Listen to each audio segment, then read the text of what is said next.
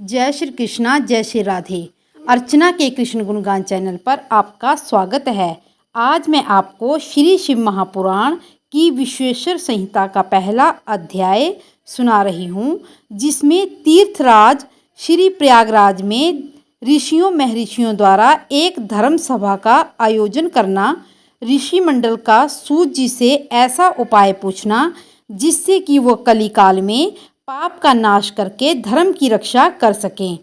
बार बार भगवान श्री सदाशिव के चरण कमलों की वंदना करते हुए भगवान श्री वेद व्यास जी बोले, हे मुने, तीर्थराज प्रयाग में जहाँ पर पुनीत भागीरथी तथा यमुना का संगम है, एक समय समस्त ऋषियों एवं महर्षियों ने एकत्र होकर एक धर्म सभा का आयोजन किया। वहाँ पर अपनी शिष्य मंडली सहित उनके पौराणिक शिष्य श्री सूत जी भी पधारे थे। उनके आने पर समस्त ऋषियों महर्षियों ने उनका पूजन किया और उनके आदर सत्कार के पश्चात उनको एक ऊंचे आसन पर बिठा दिया। जब श्री सूत जी ने अपने आसन पर बैठ गए तो ऋषि मंडल ने विनीत भाव तथा विनम्र स्वर से हाथ जोड़कर उनसे प्रार्थना की, हे महर्षि, इस समय कलयुग के प्रभाव से समस्त जीव अत्यंत दुखी हैं। मृत्युलोक के सभी प्राणी धर्म कर्म से विमुख होने के कारण पापों की पीड़ा के कारण बुरी तरह से दुखी हो रहे हैं। इस कलयुग के प्रभाव से प्राणी एक दूसरे के शत्रु बनकर एक दूसरे के दुख का कारण बन रहे हैं। वह चोर है, प्राय स्त्रियों से रमण करने वाले, हत्यारे, घमंडी, ज्ञान से विनिष्ट, नास्तिक और माता पिता की सेवा न करके उल्टा उनको दुख देने वाले सिद्ध होंगे। वह स्त्री के कहने पर चलेंगे और सत्कर्मों से विमुख होंगे। धर्म कार्यों में उनका मन बिल्कुल नहीं लगेगा। ब्राह्मण लोभी हो जाएंगे और वेदों के ज्ञान को बेचकर अपनी आजीविका चलाएंगे। व्यर्थ का गर्व करेंगे और अपने ब्रह्मत्व के कर्मों को बिल्कुल त्याग देंगे। तीनों काल की उपासना का भी त्याग कर देंगे। दया धर्म बिल्कुल छोड़ देंगे। स्वभाव में क्रोध बढ़ जाएगा। दुष्ट प्रकृति वाले हो जाएंगे। खेती बाड़ी का काम करने लगेंगे। कलयुग के प्रभाव से अन्य वर्ण भी अपनी मर्यादाओं का त्याग कर देंगे। क्षत्रिय अपने धर्म कर्म को त्याग कर अपने धार्मिक व स्वाभाविक कर्मों से विमुख हो जाएंगे। हर समय पाप कर्मों में लीन रहेंगे। वह कायर होंगे, धर्म विमुख होंगे, चोर होंगे और नीच कार्य करेंगे और इंद्रियों के दास बन जाएंगे। वह स्वाभिमान का त्याग कर देंगे। उन्हें सुख का आभास होगा और वह भोग विलास को ही सच्चा सुख मानकर हर समय स्त्रियों की संगत में बैठना पसंद करेंगे। मांस का भक्षण करेंगे, मदिरा पान करेंगे और भोग विलास में डूबे रहेंगे। वेश्याओं के कोठे पर पड़े रहेंगे और उनके इशारों पर नाचेंगे। गौ ब्राह्मण की सेवा बिल्कुल नहीं करेंगे। जो उन पर विश्वास करेगा उनके साथ विश्वासघात करेंगे। वह प्रजा के दुख सुख की चिंता त्याग कर बस अपना कोष भरने की ही चिंता करेंगे। वह राजकोष के धन को भोग विलास में बड़ी लापरवाही से व्यय करेंगे। वह बजाय इसके कि जीवों की रक्षा कर सके, उल्टा उनकी हिंसा करेंगे। तीसरे वर्ण वाले यानी वैश्य भी इस कलयुग के प्रभाव से अपना धर्म कर्म त्याग कर सनातन संस्कारों से हीन हो जाएंगे। धर्म का त्याग कर देंगे और अधर्म को ग्रहण कर लेंगे। लोभ और लाभ का सन्मुख होकर डंडी मारकर तथा कम बोलकर अधिक से अधिक पैसा कमाना अपना ध्येय बना लेंगे। वह हृदयहीन होकर दीनों को अधिक से अधिक दुख देकर अपने लाभ के संबंध में ही विचार करेंगे। उन्हें अपने इष्ट देव, गुरु और ब्राह्मणों के प्रति कोई श्रद्धा नहीं होगी। वह भोगों में लिप्त रहेंगे और परले सिरे के स्वार्थी रहेंगे। वह इतने नीच गिर जाएंगे कि अपने लाभ के लिए अपनी कन्या का विक्रय करने से भी नहीं चूकेंगे। और इसी प्रकार हे तात, शूद्र भी अपनी मर्यादाओं का त्याग कर देंगे, अपने धर्म कर्म को छोड़ देंगे। वह शूद्र ब्राह्मणों की तरह आहार व्यवहार करने लगेंगे। वो अपने घरों में भगवान की मूर्तियां स्थापित करके ब्राह्मणों की भांति हवन इत्यादि करने लगेंगे और ब्राह्मणों की निंदा करेंगे। लेकिन उनकी तरह विद्या अध्ययन करके धन उत्पन्न करेंगे और धनी होकर वह दूसरों पर अपनी धौंस जमाएंगे। धन के मद में उनमें अतीव अभिमान पैदा हो जाएगा, जिसके कारण वह अपने सामने दूसरों को कुछ नहीं समझेंगे।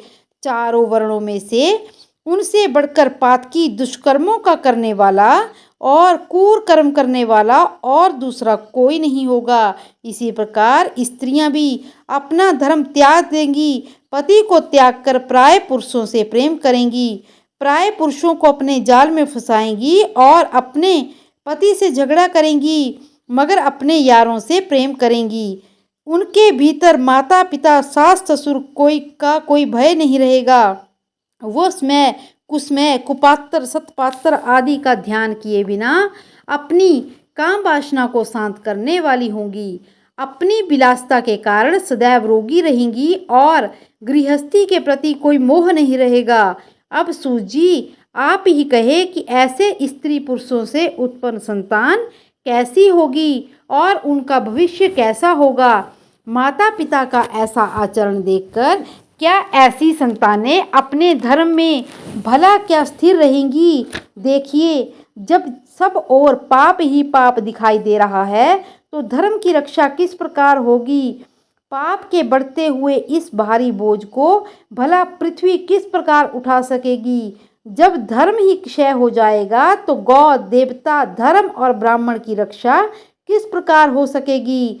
हे तात, कलयुग के बढ़ते हुए चरणों को देखकर हम सब व्यग्र हैं और केवल लोक कल्याण को दृष्टिगोचर रखते हुए ही हमने इस विशाल सभा का आयोजन किया है।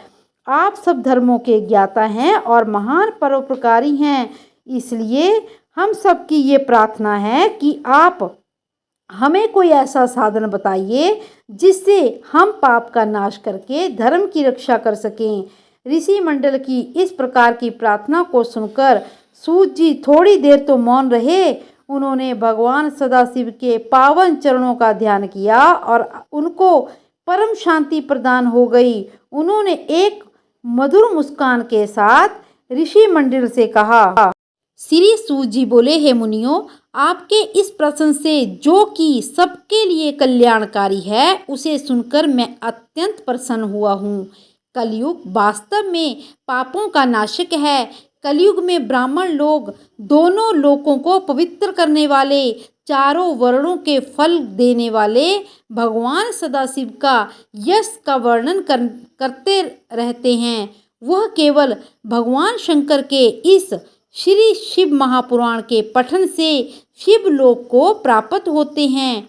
हे मुनियों, जब तक श्री शिव महापुराण का उदय नहीं हुआ था तब तक ब्रह्म हत्या का पाप, कलयुग के बड़े उत्पात महात्माओं का शिव के रूप को ना जानना, घोर यमदूतों का निर्भय घूमना, समस्त शास्त्रों का पारस्परिक विवाद, समस्त पुराणों की पारस्परिक उत्तमता की गर्जना, सर्व तीर्थों की परस्पर पवित्रता पर विवाद, मंत्रों का, क्षेत्रों का, पीठों का और देवताओं का और सिद्धांतों का परस्पर वाद विवाद, सब अपना अपना प्रदर्शन करते रहते थे। भगवान श्री वेद व्यास जी ने कहा कि यह महापुराण महान फल देने वाला है। जो भी प्राणी इसके केवल 1 या 2 अध्याय सुन लेता है उसके समस्त पाप नष्ट हो जाते हैं, और जो स्वयं इस महान फल देने वाले श्री शिव महापुराण का भगवान शंकर के चरणों का ध्यान करता हुआ भक्ति सहित पाठ करता है, वो स्वर्ग में पहुंचकर मन चाहे भोगों को भोग कर ब्रह्मलोक में एक कल्प निवास करके शिवलोक को प्राप्त होता है। जो प्राणी इस शिव पुराण के अनुसार कर्म करता है वो अश्वमेव के फल की प्राप्ति होती है। जो प्राणी इस शिव महापुराण का भक्ति सहित पाठ करके पूजन करता है वह समस्त देवताओं के पूजन के फल को प्राप्त करता है। ध्यान पूर्वक सुनिए। समस्त उपनिषदों का मंथन करके ये महापुराण निकला हुआ है और इस शिव प्रदत्त अमृत का पान करने से प्राणी अमृत पद को प्राप्त हो जाता है। इस शिव महापुराण का निरंतर 1 मास तक पाठ करने से प्राणी ब्रह्म हत्या जैसे महापाप से भी मुक्त हो जाता है। इसका पाठ शिवालय में या बिल्व वृक्ष के नीचे बैठकर करने वाले प्राणी को समस्त सिद्धियां अपने आप प्राप्त हो जाती हैं। जो इस महान ग्रंथ का पाठ भैरव मंदिर में एक के बाद एक करके 3 बार करता है उसकी सभी मनोकामनाएं श्री शंकर भगवान पूर्ण कर देते हैं। जो प्राणी चतुर्थी के दिन व्रत रखकर महाशिव पुराण का व्रत करके पाठ करके बिल्व वृक्ष के नीचे बैठकर करता है उसको भगवान सदाशिव की भक्ति प्राप्त होती है। उसके साथ ही मृत्यु के उपरांत उसको देवत्व की प्राप्ति होती है। शिव पुराण की यूँ तो सभी संहिताएं सभी प्रकार के फल देने वाली हैं, किंतु 2 संहिताएं रुद्र संहिता और कैलाश संहिता भगवान सदाशिव की लीला ज्ञान से परिपूर्ण है। वह शिव पुराण वेद सम्मत है।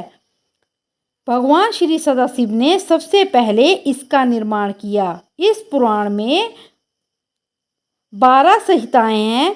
विश्वेश्वर संहिता, रुद्र संहिता, विनायक संहिता, उमा संहिता, मातृ संहिता, एकादश रुद्र संहिता, कैलाश संहिता, शतरुद्र संहिता, कोट रुद्र संहिता, सहस्र कोटि संहिता, रुद्र संहिता, वायव्य संहिता और धर्म संहिता। इस महापुराण में 1 लाख श्लोक थे।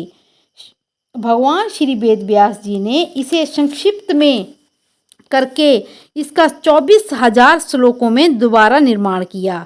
सृष्टि के आदि में भगवान सदाशिव ने इस पुराण को 100 करोड़ श्लोकों में रचना की थी, किंतु अब वह 100 करोड़ श्लोक अप्राय हैं। द्वापर युग के आरंभ में भगवान श्री वेद व्यास जी ने उस महापुराण को 4 लाख श्लोकों तथा 18 पुराणों में विभक्त कर दिया। अब इसमें 24,000 श्लोक हैं और 7 संहिताएं प्रधान है। यह 7 संहिताएं शिव महापुराण ब्रह्म के समान है। पुराणों की गिनती में शिव महापुराण 4था पुराण है। अब इसमें 7 संहिताएं ही प्रधान हैं। इस सूक्ष्म रूप वाले शिव महापुराण के अंतर्गत 7 संहिताएं ही आती हैं।